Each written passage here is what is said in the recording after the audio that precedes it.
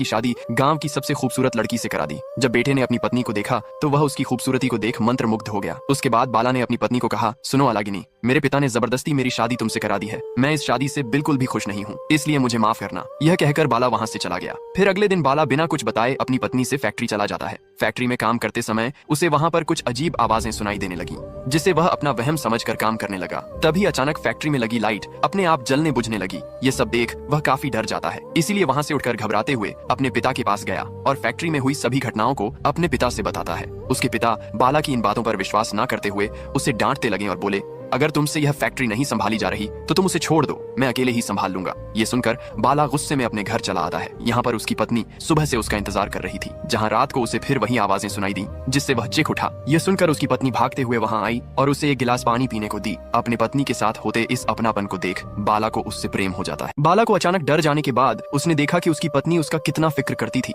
इसी वजह से बाला ने सारी बातों को भूलकर उसे अपना लिया। अगली सुबह बाला बिना किसी डर के फिर से फैक्ट्री में काम करने चला जाता है और अपने काम में इतना व्यस्त होने की वजह से उसे खाना खाना भी याद नहीं रहता। उस बीच बाला की पत्नी फैक्ट्री में आकर अपने हाथों से उसे खाना निकाल कर देती है। तभी अचानक फिर से फैक्ट्री की लाइट जलने बुझने लगी।